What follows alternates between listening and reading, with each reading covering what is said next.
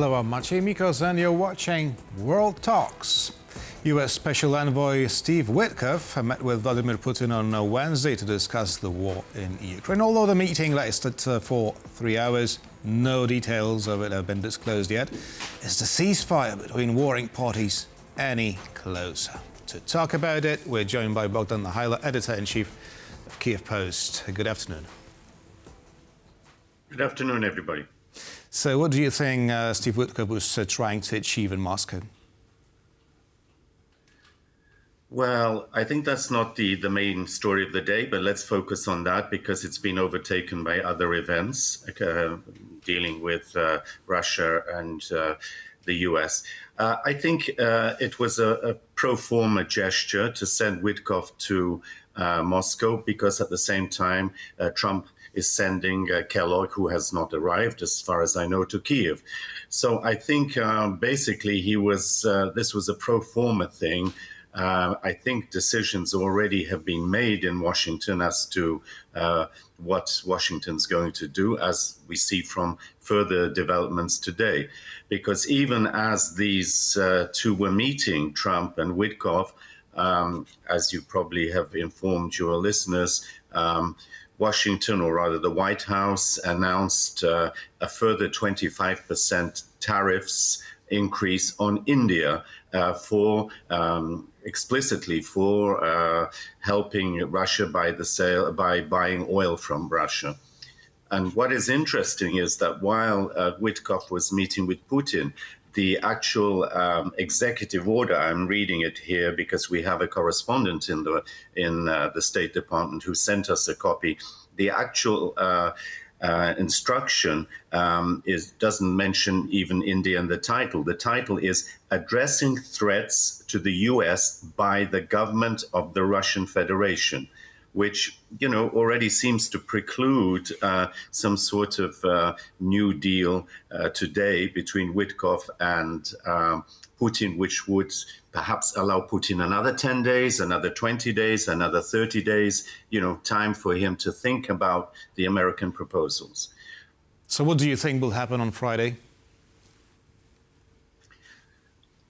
I think we will already have an idea today what will happen. I think the Russians will be very peeved. They'll feel let down, but the writing was on the wall because they've been inactive and they've disregarded, the threats, the ultimatums coming from Washington. They've continued to bombard the Ukrainians and et cetera, et cetera.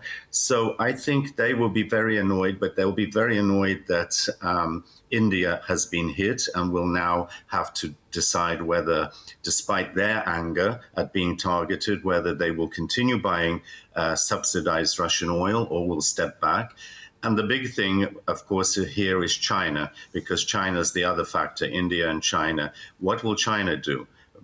Trump is trying to somehow reach an accommodation with China.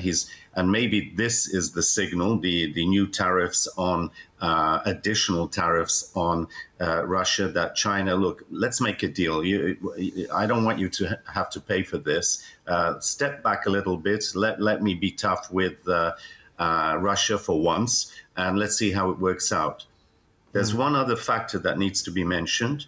And that is, as I've noticed, because I've been talking to my correspondents, getting our stories together for Kyiv Post, remember that on the 3rd of September, the EU's 18th package of sanctions takes effect, and the cap on oil prices will be lowered even further. So with the EU taking action and with the US, Russia is going to feel the pain.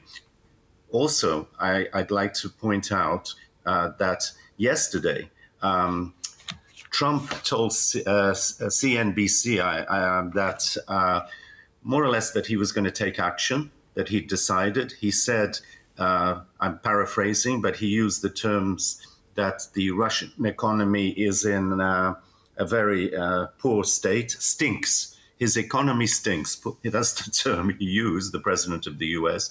And a $10 fall in the price of oil will undermine his economy.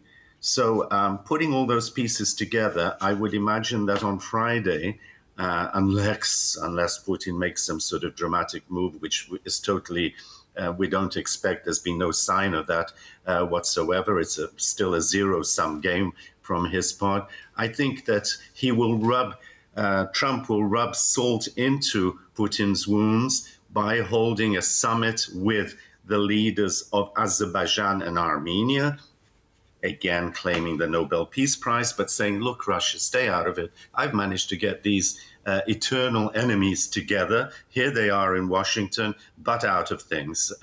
You wanted to play it this way? Okay, you've learned your lesson. So on Friday, I think it's going to be a day of humiliation for Russia, a temporary sort of ego boost for Trump, but let's see how it plays out. But don't you think it largely depends on the message that will be relayed to Donald Trump by Steve Witkoff? And we know Steve Witkoff to have rather warm feelings for Russia. But on the other hand, look, today, the Russian reaction was, yes, the meeting was constructive. We exchanged signals. But it clearly, signals are not what Trump is looking for at the moment. He wants to divert attention away from the Epstein case. He wants to win back some of the support that he's losing from his own voters at home. So he has to appear tough somewhere, right? And going for Russia at this particular point, especially when there's trouble brewing in the Senate, in the Congress, with the bill on strengthening sanctions against Russia ready to go, waiting for Trump's approval. He has to be seen to be active and not just passive. So I think his message is going to be, you see, I gave them time. Now I'm tough. I'm Tarzan again and, king of the jungle. And it's only me that can solve problems. And he will use the excuse of the Armenian-Azerbaijani meeting.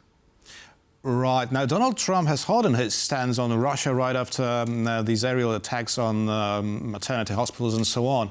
So I'm wondering whether this Russian proposal of a partial ceasefire in the skies would be enough to appease Washington, in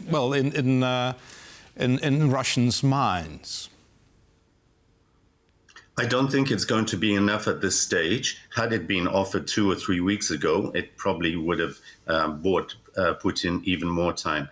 Look, it's very clear that the Russians are pressing very hard on the ground. They're desperately trying to take as much territory as possible, not just in the Donbass, but in the Zaporizhia regions, in the Sumy regions, in the Dnipropetrovsk region, etc., so that if and when a ceasefire is announced or imposed, they will have as much territory under their belt as possible. And at the same time, they're continuing their usual tactics of terrorism from the sky.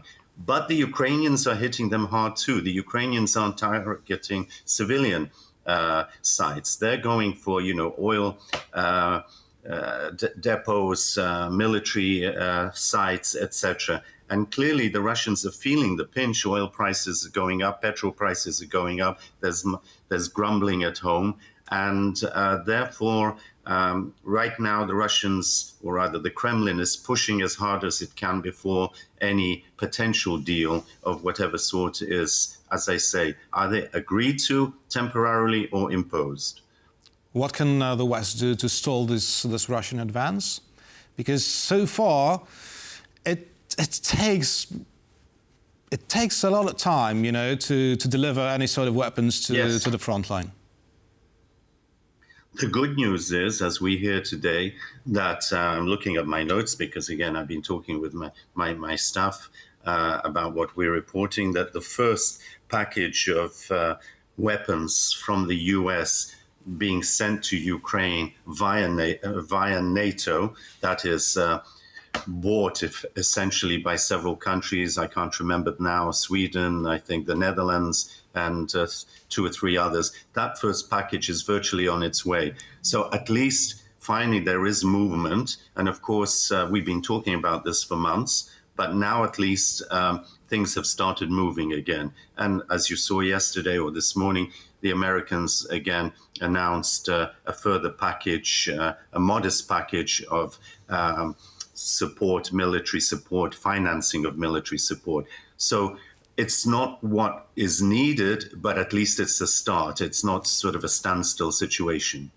Is there a chance the war will end this year, if not this summer, if Russia is deprived of revenues from its fossil fuels? I'm not the oracle, and Zelensky and Putin and Trump aren't the oracles. I don't know. Look, none of us know. Clearly, it's been a very damaging, costly war, not just for the Ukrainians. The Russians have lost a lot of people, and there's grumbling at home, that despite whatever financial incentives and patriotic motivation that was offered, that the losses have been substantial in manpower, but also economically in terms of prestige, in terms of isolation, etc.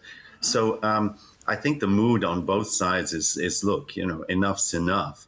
But of course, what is totally disregarded by Trump and by Putin and others is international law. And this was an invasion, a clear violation by Russia, a clear violation of the UN Charter of international law.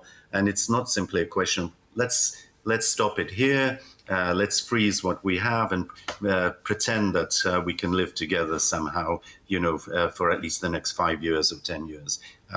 There are lots of factors here. And of course, Trump's approach is we make deals. I'm a pragmatist. I don't care about international law and America's responsibilities, etc. But maybe others do. He's not going to be here forever. And perhaps there will be other Americans with their European and other partners who will say, hey, we had a Helsinki process. Perhaps. We had a United Nations that meant something. Perhaps we shall see. Bohdan Nahaylo, editor-in-chief of Kyiv Post, was our guest this afternoon. Thank you very much. My pleasure. And thank you for watching and stay with us for much more here on TVP World.